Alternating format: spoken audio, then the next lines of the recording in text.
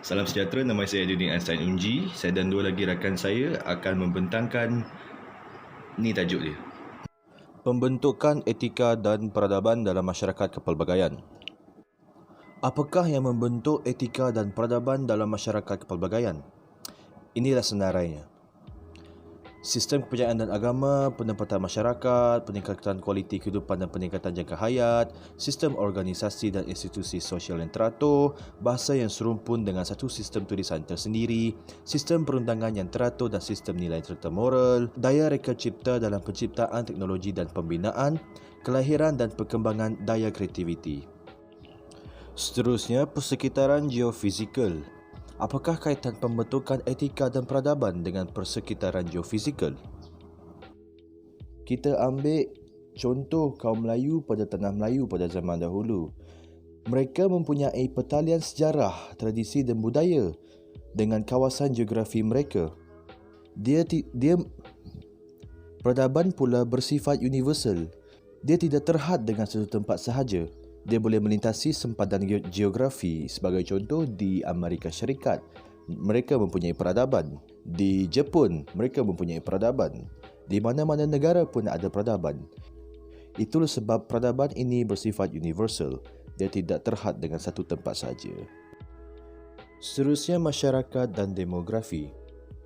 Sebelum itu, apakah masyarakat? Masyarakat merupakan sekelompok orang yang membentuk sebuah sistem interaksi sosial di mana sebahagian besar interaksi yang berlaku dalam lingkungan sistem sosial itu adalah lahir daripada individu-individu yang telah berada dalam kelompok tersebut. Sebagai contoh, masyarakat di Sarawak iaitu masyarakat Iban. Masyarakat Iban merupakan masyarakat yang terbesar di Sarawak.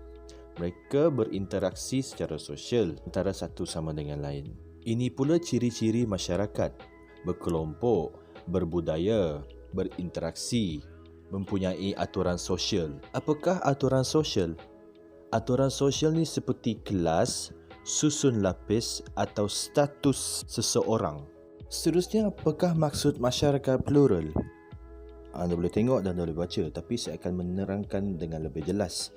Masyarakat plural bermaksud masyarakat yang mempunyai pelbagai kaum ataupun multiracial society, iaitu suasana kepelbagaian bangsa yang bersama-sama atau berkongsi hidup dan tinggal dalam sebuah negara yang sama. Seperti kita lah, kita banyak kaum, tapi kita duduk dalam satu negara. Itulah masyarakat plural.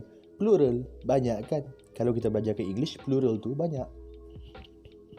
Seterusnya kita akan lihat garis masa pembentukan masyarakat Malaysia. Seperti yang anda boleh lihat, tahun 1402 hingga tahun 1511. Masa itu adalah pemerintahan Kesultanan Melayu Melaka. Pluralitinya tanpa paksaan. Akan tetapi, kalau anda lihat pada tahun 1641 hingga tahun 1957, pluralitinya secara paksaan, iaitu pada masa itu penjajahan Belanda berlaku, penjajahan British pula berlaku, pendudukan Jepun juga berlaku, hinggalah kemerdekaan.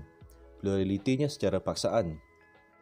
Akhirnya pada 1963 iaitu pembentukan Malaysia, pluralitinya berubah kepada pluraliti biru.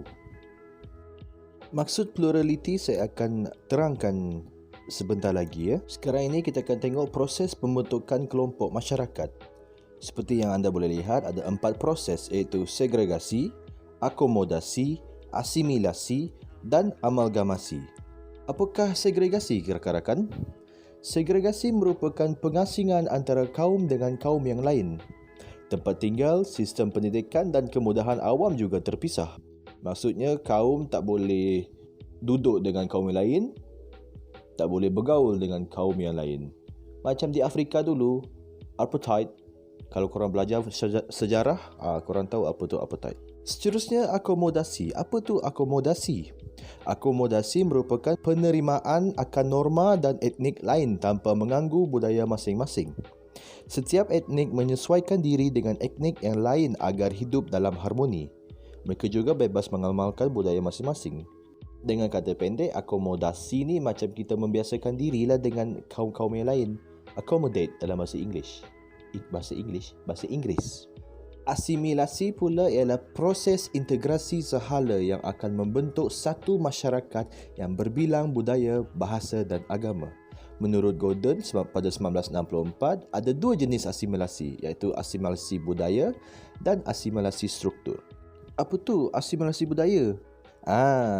Asimilasi budaya ini ialah kelompok yang kecil akan mempelajari budaya kelompok yang besar.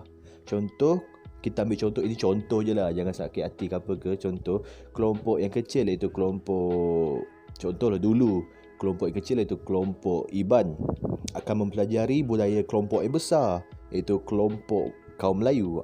Itu asimilasi budaya. Asimilasi struktur pula ialah kelompok yang kecil dia berjaya menyertai institusi yang utama dan aktiviti sosial dalam masyarakat majoriti.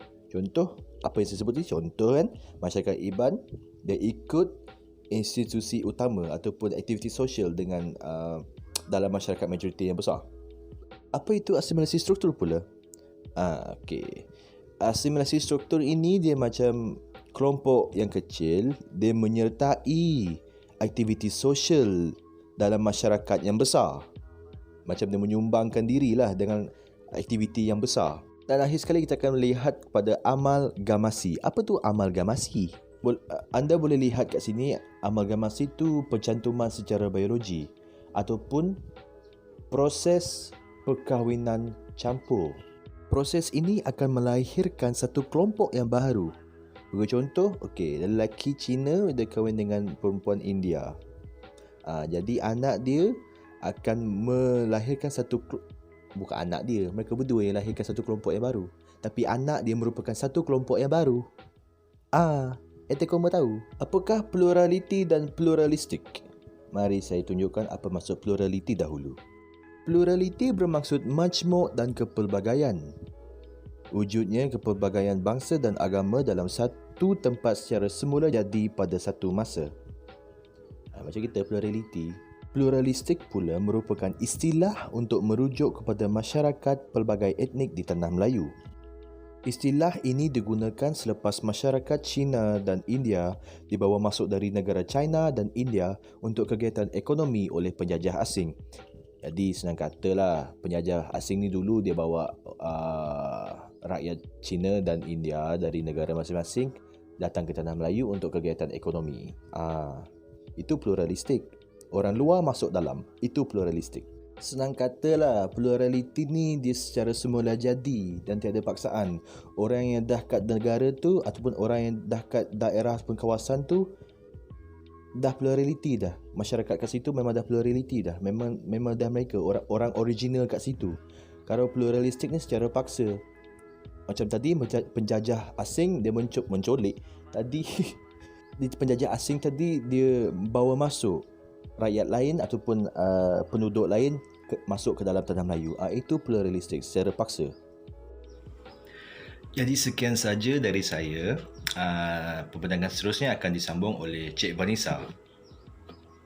Terima kasih. Saya akan meneruskan pembentangan aktan saya dalam bab etika dan peradaban dalam masyarakat kepelbagaian dari segi ekonomi dan pasaran. Pada era pra-kolonial, masyarakat Melayu mengamalkan kegiatan ekonomi secara diri bagi menampung keperluan keluarga dan menampung keperluan hidup. Pada zaman Kesultanan Melayu Melaka pula, kegiatan perdagangan menjadi kegiatan yang terpenting bagi menyara kehidupan yang masih mundur dan tradisional. Pada era kolonial pula, British terus dilihat menguasai kegiatan ekonomi di negeri-negeri tanah Melayu dengan pembukaan lombong biji timah dan ladang getah serta kemasukan tenaga buruh secara besar-besaran dari negeri China dan India. Pada era pasca kolonial pula, kerajaan telah menjalankan kegiatan strategi penyusunan semula masyarakat untuk menyelesaikan kedudukan yang tidak seimbang dari segi penguasaan dalam kalangan kaum dan menggalakkan kemajuan ekonomi dalam semua golongan masyarakat agar jurang perbezaan dapat dihapuskan. Manakala dari segi falsafah dan pemikiran tradisional, matlamat telah pun ditetapkan dan ditentukan manakala manusia hanya diberi ruang untuk memilih cara bagaimana untuk mengecapi matlamat tersebut. Falsafah dan pemikiran moden pula, manusia berhak menentukan matlamat hidupnya dan berhak memilih cara bagaimana untuk mengecapi matlamat tersebut. Penghayatan etika dan peradaban, bab 3, bahagian 3 dan bahagian 4. Selat Melaka, gelanggang kepelbagaian. Proses interaksi kepelbagaian etnik bermula di Selat Melaka dengan proses pembudayaan yang mengintegrasikan masyarakat berbilang ras atau etnik melalui aktiviti perdagangan dan perkahwinan. Dengan adanya proses interaksi antara budaya, maka terbentuklah interaksi peringkat tamadun. Interaksi dalam budaya lingkungan yang sama, iaitu hubungan satu budaya dalam sesuatu kaum. Terdapat pelbagai budaya dan adat resam keturunan. Terdapat pegangan agama yang berbeza tetapi satu budaya yang sama. Bagi kaum Melayu, terdapat pelbagai keturunan seperti Jawa, Bugis, Banjar, dan lain-lain. Manakala Cina, Hakka, Cantonese, Hainan, Teochew, dan lain-lain. Bagi India pula, Punjabi, Malayalam, dan lain-lain. Contoh bagi interaksi tersebut iaitu bagi kaum Hindu, mereka menerima unsur keislaman dengan terbuka dalam aspek pemakaian, pemakanan maupun seni bina. Kesultanan Melayu Melaka, lambang pertemuan masyarakat berbagai etnik. Aspek penyumbang zaman keagungan Melaka yang pertama ialah pemerintahan, kedua perdagangan, seterusnya kependudukan dan yang terakhir sekali kepelbagaian budaya.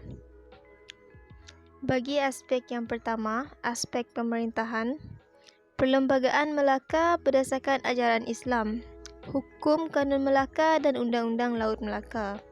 Kerajaan Melaka melakukan pemerintahan secara diplomasi dan terbuka. Kerajaan Melaka juga mementingkan keharmonian kaum dan ianya terbukti apabila pegawai istana juga meliputi etnik Melayu dan India.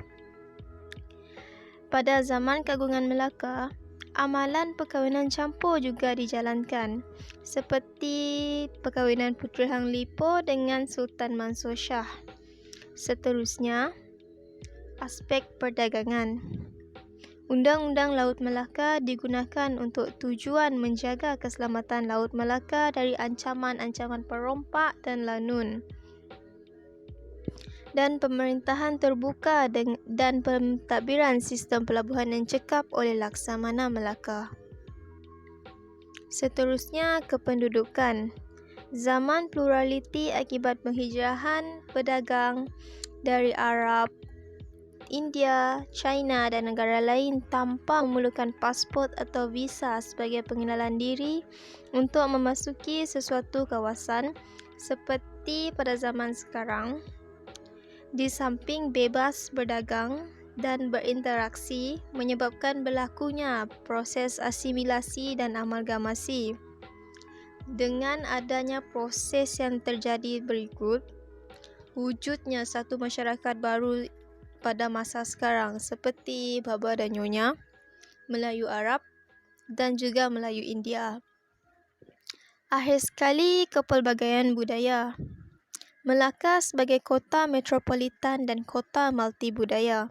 Pluralisme budaya hasil daripada interaksi pelbagai budaya seperti Arab pra-Islam, Hinduisme, Buddhisme, Arab Islam dan Eropah. Portugis, Spanyol, Belanda dan British dengan budaya alam Melayu sejak daripada abad 5 Masihi. Seterusnya, warisan dan pendigitalan sejagat. Bahagian 4. Teknologi maklumat dan media digital yang dikuasai oleh Barat adalah satu cabaran besar kepada seluruh peradaban manusia dalam mempengaruhi nilai dan etika masyarakat kepelbagaian. Aspek media, sama ada media elektronik atau media cetak, memainkan peranan penting secara langsung atau tidak langsung dalam proses membina kesepaduan antara etnik melalui peresapan ke dalam amalan dan gaya Malaysia. Budaya Barat telah mempengaruhi perkembangan teknologi dan komunikasi dan menyerap masuk dalam kehidupan peradaban bukan Barat melalui bentuk penjajahan pemikiran dan budaya.